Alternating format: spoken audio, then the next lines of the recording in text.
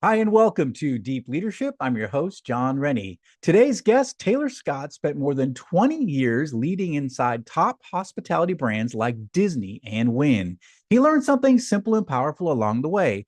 Great leadership starts with how you make people feel.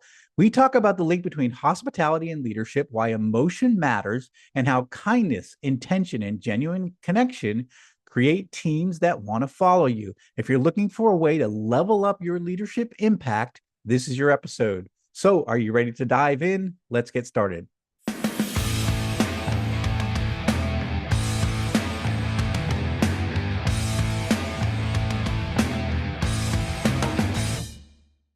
Today, I'm joined by Taylor Scott. Taylor is an author, inspirational keynote speaker, and leadership development consultant. His books, leadership development programs, and keynotes are inspired by a 20-year leadership career in the hospitality and entertainment industries. Taylor has worked for Disney Parks and Resorts, Gaylord Hotels and Resorts, Wynn Resorts, and the Cosmopolitan of Las Vegas. Taylor is the author of Ball Games to Boardrooms, Lead with Hospitality, and his latest book, Give Hospitality. In this new book, Taylor examines how leaders in any industry can bring 5 core values to life: compassion, encouragement, kindness, hospitality, and leadership. And I'm excited to have him on the show to learn from his expertise. So, Taylor, welcome to the show. Thank you so much for having me. Aloha, they say in Hawaii. Aloha. Good to see you. Good to meet you. And I'm excited to talk about this. And before I press record, we haven't talked about hospitality. It's a very interesting subject. You coming from the hospitality industry. But let's kind of dive into that first. First of all, is it how would you define hospitality, and how does hospitality and leadership, how are they linked? Yeah, like the textbook hospitality definition is, as we all know, this friendly reception for like friends or strangers and treating them in a warm, friendly, and this generous way.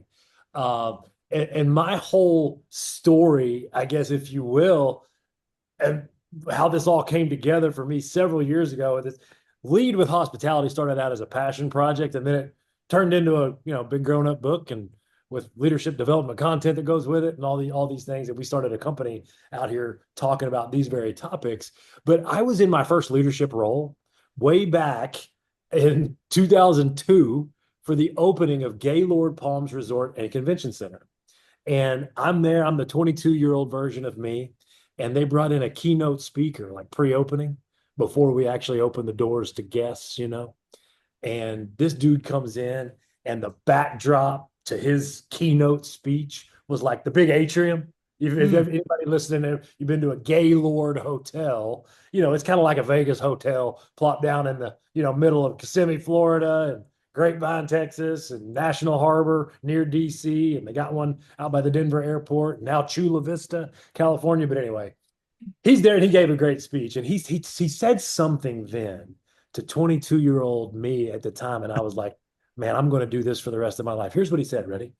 He said, friends, whether you work in hospitality for the next 2 years or the next 20 years, he's like, I want you to remember the essence of hospitality is the ability to make people feel welcome, comfortable, and important. And then I go on and I'm like, first of all, that was really inspiring. And we're fired up. We opened the hotel, and it was a great opening. I mean, it was 2002. So February 2nd, 2002 at 2:02 p.m., fireworks in the atrium, like it was this whole ordeal. So I go on from there, and I work at all these places for the next 20 years. Go back to Walt Disney World, go from operations to sales and marketing, leave, go to graduate school, come out to Las Vegas, work at the Wynn, work at the Cosmopolitan, go back to Disney, but at Disneyland, lead the sales team at Disney Vacation Club, based at the Disneyland Resort.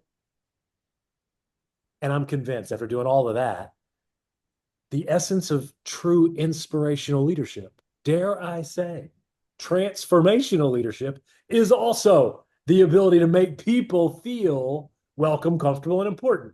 And the reason is, as I started diving into this, there's actually some science behind this. Not only everybody that's been out here working and leading or being led, we kind of know this to be true just from in practice, but there's science behind it. And when I started digging deeper, I started realizing and learning about some science that says basically, unless or until people feel it, they won't do it. So Mm. before anybody becomes compelled to do anything, they first got to feel. And I'll wrap up this first answer with this. The great John Maxwell, he's got a famous quote, and I love it, and it goes perfectly with all of our stuff. He says, "You can't move people into action unless you first move them with emotion." So Mm. that was the link between hospitality and leadership. So this idea of leading with hospitality, I'm like, okay, there's something to this. I really like that. I mean, just, having been leading people for so many years, the idea of making people feel welcome, comfortable, important is really, it really stands out. I think of a leader I worked for at one point when in my corporate career. I took this new job, a lot of responsibility, and interviewed for it, got the job, and I was kind of nervous, excited, and all that. And then I one day a package comes in the mail, and it's this giant basket full of snacks and candy and all sort of thing. And it's a card from my future boss that says, "I look forward to all the great things I know you will do." I love it. What a thing. And so I remember, so that the way I felt was like, I'm this guy, I can't wait to work for this guy. So it almost like I feel like he provided that hospitality to me. Is that, would you say, is that's an example of that, maybe? That's what I'm talking about, baby. That's it. That's right out of the lead with hospitality playbook, right out of the hymnal. Like that is really the stuff that I know that's the stuff that gets me excited. And you felt it obviously. And Yeah. everybody listening, everybody watching, I'm sure they have a story of a leader that did the same thing for them. Yeah, yeah, and it's something that I do with key leaders when I hire them. I'll do the same thing because I just know that that's the way it made me feel, and so I want my new leaders when they're coming to work for me get that excited. Even before they come in the door, they're like, "Wow, this guy, he really cares." It's so interesting. Yeah, yeah. So I never really thought about it in terms of hospitality, but when you define it that way, it really does make a lot of sense with respect to leadership. For sure. For sure. Yeah.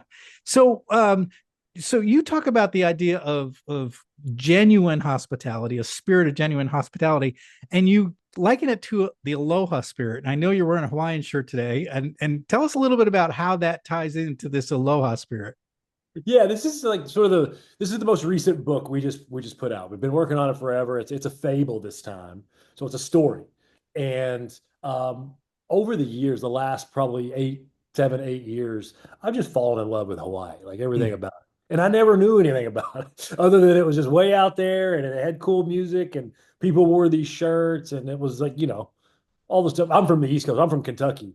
So like, but then when I moved to Vegas for the first time back in 2008, I started working at the Win, and I'm having lunch and meeting all these senior leaders and executives, and they start telling me about Hawaii.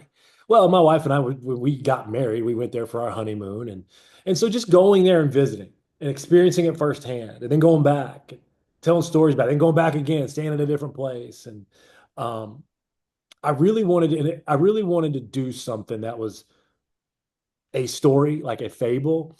And then it was perfect timing, which is kind of an unfortunate timing, but at a time when Maui, particularly, was just mm, really hurt with the wildfires. yeah. And so that's why I made this a Hawaiian theme, is we're donating a portion of these proceeds from this book to the Hawaii Community Foundation's Maui Strong Fund. But another thing about Las Vegas is they call Las Vegas the ninth island because Mm, so many Hawaiian people move here. They first of all they love it, and then they come here for vacation, and then they want to come here and live and work on the strip and work in these hotels because they're good at hospitality already. It's who they are. And so I worked with so many Hawaiian people while I worked on the strip at the Wynn and at the Cosmopolitan. So I just had this realization. I'm like, okay, if we want to do another book, if we want to do another set of live learning experiences and keynotes and workshops and resources that leaders out here, it's similar to the work you do, that we can help leaders transform. I call it the mission of Lead with Hospitality LLC is to transform jobs into meaningful work. There's a mm, difference. And yeah. so when I started diving into what aloha really means, I was like, okay, this is actually more than a greeting. So as it turns out, aloha is more than just saying hello or goodbye in Hawaiian. Aloha is a whole way of life. It's like Mm, mutual feeling and just way of being that is filled with compassion and generosity, kindness, and respect for one another.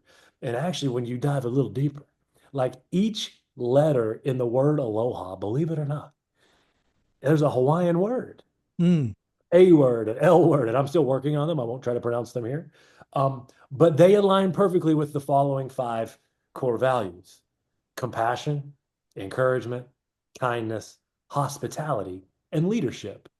And so that's what folks will find when if they choose to join us here and help with the rebuilding efforts on Maui and grab a copy of Give Hospitality. It's the story of a young up and coming leader who leaves a toxic job with a toxic boss, and she goes to work at a more magical place that I made up in my heart and in my mind called Kauwela Resorts. Kauwela means, or Calvela in Hawaiian. There's no W sound in Hawaiian. Calvela means summertime in Hawaiian. And the young up and comer's name, the main character, is Summer Grace. And the story is about her first 2 weeks on the job when she learns how this fictitious resort company, Kauwela Resorts, has really created such a positive, productive, and inclusive workplace culture. And it's because it's based and rooted in the spirit of aloha. interesting. Yeah, I was looking through the book. I saw that the way that the letters of aloha in what they, and how they translate. That's very interesting. That you sort of uncovered this and sort of like I spent a couple of weeks in Hawaii this summer, and I felt that, the places we stayed, the people we met, very welcoming. Like traffic, so I drove around all over the place, and people let you in, they give you the shaka sign, and then you're just like, okay, this is kind of cool, so very friendly, very hospitality was very big there.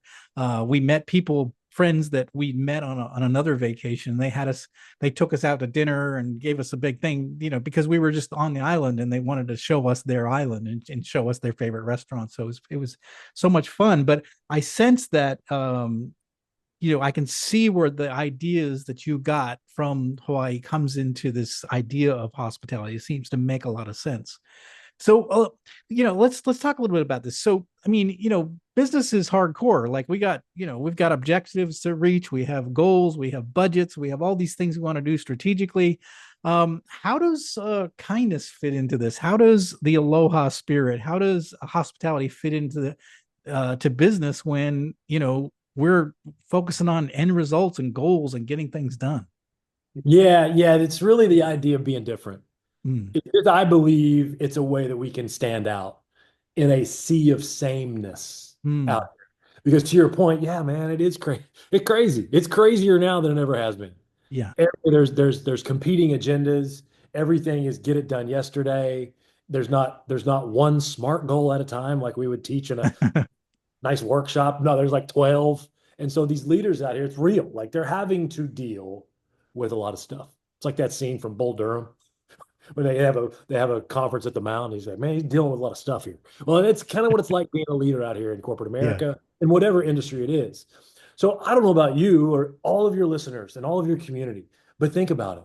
Like, isn't this an opportunity though? When you and I, as either a leader or a service provider, when we show up differently, when we show up with genuine kindness, that could, as simple as that sounds, it could be what helps us stand out.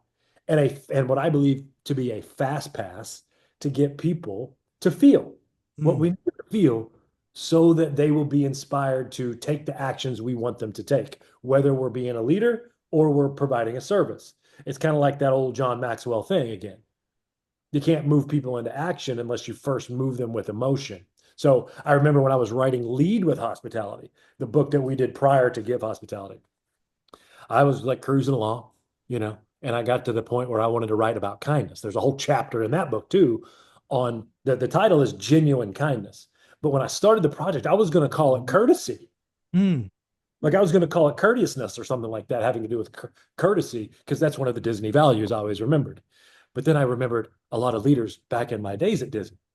Like it's possible to be courteous and it's not very genuine.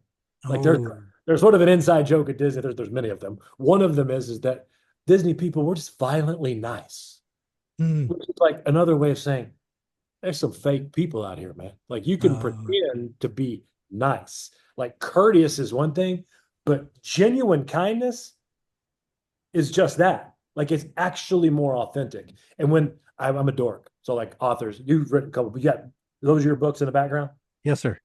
Yeah, so you get it, right? Like, and other people listening, maybe they're the readers, or they've dabbled in writing as well. Sometimes, like, you get to these points where you're like, I'm not real sure where I'm going, so you start Googling words. That's Yeah. what I literally Googled the word kindness Mm. 6 or 7 years ago, and embedded in the definition of kindness is literally a spirit of generosity, which means it's this. Ready?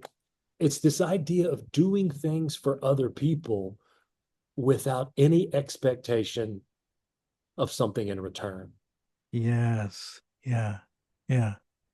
So when you think about when we show up like that as a leader, think about the leader that you just told a story about. And that was probably several years ago, yet it rolled off your tongue. It was on the top of your, it came off the top of your head because it made such a lasting impact on you. You and I now, and everybody listening, it's our turn now. We get to Yeah. be a person for somebody else now, which I believe is just one of the magical things about leadership. Is is when we did often make this joke when I'm out here doing my stuff, my whether it's a workshop or keynote. And I'm a former Disney guy. You can take the boy out of Disney, can't take the Disney out of the boy kind of thing. And like it, and I've lived it, and you guys probably have too, where when we show up like that, whether it's for a guest, customer, or a client, do things for them without anything expecting in return, or when we do it as a leader, it's almost like they look at you like they're Anna from Frozen. They're like, for the first time in forever, I've got a leader that actually just gave their time. They gave their talent. They gave their heart to me, and they didn't want anything. It wasn't transactional. Yeah. It was for the good of the relationship. I love that. And when you say genuine kindness, and I think one of the things we talk about authenticity in leadership, and I think that our people sense when we're fake, right? If you're being fake kind, like you were talking about some of the violently nice people at Disney, right? You sense it when people are sort of faking it, right? And so I think what hits you hard is when you see genuineness, when you see genuine kindness, when you see genuine generosity with no expectation of anything in return. And I would say this: in my 22 years in corporate, I saw a lot of people being nice because they were trying to, or kind because they were trying to get something out of me. So like, hey, let's go to lunch. I'll treat. And then there's always something in it. Like there was something that they wanted me to do, or something they needed from me, or something like that. But to just get genuine kindness and generosity, that's unusual, right? And when you sense it when it's authentic, right? That's right. That's right. Yeah, and it goes back to that whole principle. And again, it's rooted in science. And I won't take up the time on the podcast to go into it. Encourage everybody to check out Lead with Hospitality. I unpack it there. But also Chip and Dan Heath, right there in Raleigh, where you are. I love those Mm. guys. Everything they write turns to gold. Not that I'm bitter, but like everything they write turns to gold. So where I first got the principle, and then I wanted to expound on it, they use Jonathan Haidt. He's an NYU psychologist. They use Jonathan Haidt's research from his book, The Happiness Hypothesis. Chip and Dan used it in their book, Switch: How to Change When Change is Hard. And I'm sure we can put that in the show notes as well. I mean, I got my own books now. I'm still selling these guys' books. I mean, it's just it's timeless stuff.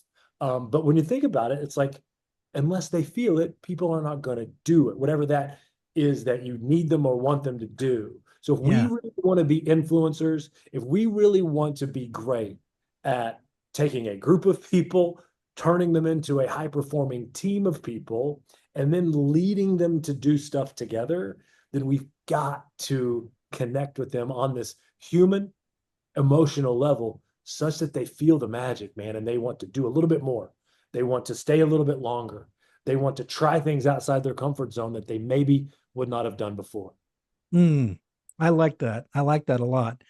What about gratitude? I know you mentioned something about it too, and that gratitude is also a key factor here too for leaders. How can gratitude help us as leaders? Yeah, I was at the Cosmopolitan of Las Vegas, and I'm like, it was 10 years ago plus. Yeah. It was, I was like, I'm 40, I just turned 46 last weekend. And so I was like 31, 32, 33, 34, 35. Like I was there for 4 years in my early 30s, and I was going to save the world, man. I was going to be the next. My plan. I started at Walt Disney World. Let me leave, get a fancy business MBA at Cornell. Let me come to Vegas, become an executive, shoot up the corporate ladder. Then I'm gonna go back to Disney and go to Burbank, and I was gonna be the next Bob Iger. Like that was 31-year-old Taylor was like, man, I'm don't get in my way. And I had a leader pull me aside, and he's like, dude, he's like, you got some great ideas. Because I get real frustrated. I'm an old point guard in basketball growing up, So I'm like, all right, let's get it and take it. Let's run and gun. And I'd get real frustrated when people weren't keeping up with me. Mm. So I would get real negative real quick. And this guy pulled me aside, thank God, put his arm around me. He's like, dude, you got some great ideas, and we probably gonna do some of them one of these days. But he said, you got to learn to like accept some organizational realities. He's like, just because we're not going to do it right now doesn't mean we won't do it in the future. He's like, but if you can learn to acceptance, man, like accept some organizational realities, your life's going to change. And he then told me this little one liner about gratitude. He's like, dude, you're a director at like the sexiest, coolest, newest resort on the Las Vegas Strip, and we're in the middle of a recession, and we're all here doing something that's really special. He's like, be grateful in that season. This is a cool season for you, for me, for all of us. And he goes, and he said somebody told him this a while like earlier in his career. He's passing it along to me, and now I'm out here passing it along to anybody who will listen. And he said, when we are grateful, it is impossible to be negative. Apparently, our brain is not wired to do both. And Yeah. when I'm doing, if people are watching on YouTube, if you're not watching, follow along. Ready? Take both of your index fingers. Ready? Point them up to the sky. Now point them toward each other like this. Ready? I do this in my picture, like 25 people try to do this. It nails every time. Ready? Try this when you do your stuff. With your right index finger, and they're pointing to each other, everybody listening, take your right index finger, move it in a circle forward like this. At the same time, you know where I'm going. At the same time, with your left index finger, try to make your left index finger move in a circle backwards. And it doesn't work. So like when you do that moment and you're like kinesthetically doing it, apparently that's what's going on inside our brains when we're trying to be both negative and grateful at the same time. So if you're like me, and by the way, I'm not perfect. I still struggle with it. So when you get to that moment when she does it again, when he does it again, the boss is getting on your nerves, the organizational realities are once again it's weighing on you, you're getting frustrated. I would like to encourage everybody just to think about what are 5 things you're most grateful for in this world.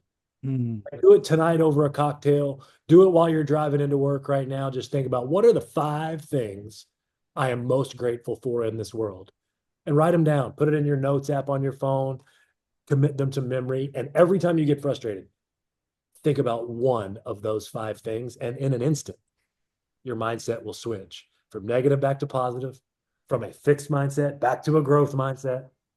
And it can change the game. And I'm still working on it myself, but I'm just here to tell you, years of practice, it kind of works. Yeah, yeah. It's interesting you say that because I think that one of the frustrations I think for young leaders, myself included, was you want to change the world, right? You want to move fast. I'm one of these guys that like to move fast. And I remember one of my managers, I was running a factory at one point, and he just took me aside one time. He says, I got to tell you, John, we love working for you. We love all the great things we're doing. He said, but we're having trouble keeping up with you. Like when we achieve like a new level of performance, there's no rest. You're just like, let's go to the next one. Let's go to the next one. He says, we need some time to just sort of breathe it in and take time and reflect on how far we've come. And I think that was a really powerful message for me as a young leader, thinking, oh, maybe if you're so far out in front that nobody's right behind you, like they're way behind you, the rest of your organization, then you're not leading. You're just way out in front, and they're just going to let you just keep going, right? So I think the idea of bringing people along, facing the organizational realities, right, and being thankful for look how far we've come so far. I know we have, we're not where we want to be, but look how far we've come. I think that, and gratitude can be part of that, like being thankful for as far along as we've gotten so far. And I think leaders that do that, versus ones that are just go, go, go, turn up the treadmill a little bit more every time. And, people get frustrated with that, like, hey, at what point do you ever stop? We can't keep up with you. So I think the idea of taking those time out, being thankful for the and looking back and how far you came, I think is a part that leaders need to be doing. And stop, don't just keep rushing to the next thing, right? Enjoy the moment, enjoy the time that you're with, the people you're with, and the cool things you're doing, you know? Well said. Well Yeah. said. Yeah. Absolutely. Yeah, it reminds me of another John Maxwell quote. It's a funny one. It says, leadership without followers is just a long walk by yourself. Exactly. Exactly. It is. It is. And as a young leader, I found myself by myself a lot. Like, where's Same. everybody? Exactly. They can't keep up, That's right. because it was always going on to the next thing. And I think the other thing too is, like, from a gratitude standpoint, we are in cool situations sometimes. We're doing some pretty cool things, and sometimes we just, need to just to appreciate the moment that we're in, and the kind of the cool things we get to do in our jobs. And I think, 100%. I think when we do that, it makes life a little more rewarding when you're just like, look at what we just did. Like we just rebranded my company, it's like a really big deal, but how many people get to do an entire rebrand, and come out very successful? And it was like fun, it's like, oh, that was really cool. And I did it with a bunch of interns, some young 20-year-olds that, helped me through it. And I looked at them, I said, you guys are 20 years old, you rebranded a company. How cool is that? They're like, is it cool? I'm like, yeah, it's really cool. You did something It's one that of those was things like they're not going to realize how cool it is until they get a couple jobs from now. exactly, And then they're exactly. going to be like my mom was my kindergarten teacher, for example. And she would tell me like her mindset back then when she was teaching kindergarten, she would have the mindset, I'm going to build shelves. I'm building Mm, shelves in their brains so that when they get older and they start experiencing life, good things, bad things, disappointing things, they'll be like, oh, I have a shelf for that Miss Scott taught me back in. ah, You just created a shelf for those interns yeah, yeah. because they're going to get out in the real world in a couple of years and they're going to be asked to do something along those lines. They're going to have a shelf for that. And I can't wait. I want you to text me when they send you a thank you card or an email or tag you in a post because I'll have a beer with you and we'll cheers virtually because that's gonna feel real good when you get those messages from them. Yeah, yeah, yeah. You're right. You're right. Yeah, but just taking that moment to just say, you just let's think about what we just did. It was really cool, and I think that part of that is having a mindset of gratitude, but also, like you said, it's a kind of a growth mindset. That you get a chance to reflect. You're excited, and then like, all right, let's go on to the next thing. If we did this, we can do more. And I think that's a kind of a neat approach that you take. One area too, you talk about the idea of being intentional. So tell us a little bit about being intentional and how does that help us to grow our companies, help us to, reach our goals as a leader? Yeah, absolutely. So that I was really inspired the last few years out here doing this work. And you're doing like leadership development, so it's like the classic stuff. Well, I really took a liking to some of this stuff that I learned and other when I was a participant in some leadership stuff. And then you dive into these things, and I really, really love the part when we get to talk to whether they're up and coming leaders, emerging leaders that are just starting out, or even seasoned leaders Mm, been out here for a while. It's always a great refresher when we talk about the three main things: vision, mission, and values. So vision is where we're going. I always point. So vision is where we're going. Kind of reminds you of the old, Yogi Berra quote. If we don't know where we're going, we're going to wind up somewhere else. Mission is why we exist. So it's important for all of us as leaders, whether we're a leader among our peers or we're leaders of teams, whether it's at work or in our communities or even in our own households, um, is what is our why? When we know our why, we know our way. mm. And so the mission synonymous with purpose. So again, I'll point everybody to, lead with hospitality. We unpack this idea of there's three things we can do with purpose. We can discover our own personal purpose, help other people discover their purpose. But as leaders, the magic happens. And this is one thing I believe Disney always did really well in the roles in the show that I had. And still, I've got many of my closest friends still work there, either at Disney World or Disneyland. What they do great is they make sure every person's individual role is aligned to the overarching purpose of the organization. And they remind people of that and they praise people for that. They coach people to that. Vision is where we're going. Mission is why we exist. And here's the most important one as it relates to intentionality is values. I love the Roy Disney quote that says, it's easy to make decisions when we know what our values are. So my encouragement to everybody that's listening is if you haven't in a while, I recommend everybody have a cocktail, go for a walk, don't go for a swim. Um, while you're working out, just think about what are your personal values?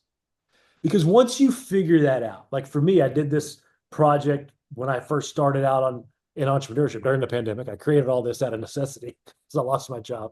Uh, but mine ended up being connect, serve, engage, inspire. Everything I do, whether it's a podcast like this, a conversation with a peer, a conversation with a client, how I approach doing a leadership live learning experience, how I approach doing a keynote, how I talk to my mom, which I talked to for an hour earlier, how I treat my wife, how I treat the people at the grocery store. I try to connect, serve, engage, inspire. So I encourage everybody, what are your personal values? You can do a lot with that then, because then you can become intentional about bringing them to life. Yeah. It really guides us in every decision we make and every action we take. And then if you're somebody that's like in transition and you're looking for that next role, that next job, that next career move, when you know what your personal values are, you can be intentional about going out and researching organizations and companies and communities of people whose values, organizational values, align with your personal values. Yeah. And then Yeah. it's easier to do your interview. And then when you get there, just the way you are, like who you are, imagine getting to go to work every day at a place where your values are aligned with the organization's values and your true self is actually something that's going to be celebrated. Like that's what I want for everybody. That's the epitome of transforming jobs into truly meaningful work. And as leaders, we get to influence that. Like we get to be the people that can create an environment where we're doing all the above, where we're crafting a compelling vision and we're casting it widely and inviting people to be a part of the cause. We make sure everybody knows the mission, why we're here in the first place. And then we make sure everybody knows what our values are. We're going to hire to them. We're going to recognize people when they go out and live them. And we're going to coach people and remind them, give them feedback when they don't. And then that's going to attract the ideal customers we want. It's going to attract even more ideal teammates that we don't even know yet. And so that's what I mean when I say intentionality. So that takes the idea of it and gives you some practical ways to bring that stuff to life. I love that. I love that. I especially listeners, who've been listening to this podcast know that one of the things I struggled with coming out of the military, going into corporate America, was like there was no intentionality. The mission was unclear, the vision was murky, the values were confusing. And so one of the things I took on is whenever I took on a responsibility is I made sure those things were clear, because it's frustrated me so much working for big corporations that it wasn't clear, that I made sure they were clear, at least into the place I had influence over. So I really love this idea of being intentional and the idea that it ties into vision, mission, values. And I love that. Such a great, powerful reminder for all of our listeners.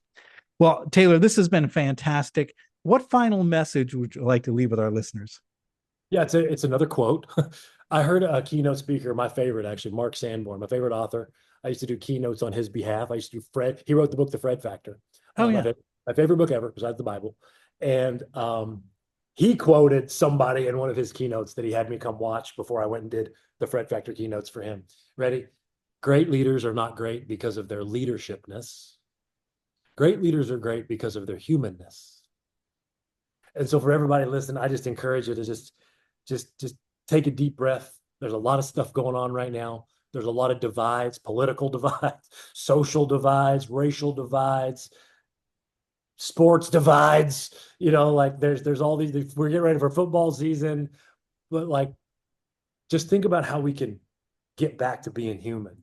And I promise you, the more human you show up with your teams, the more humanness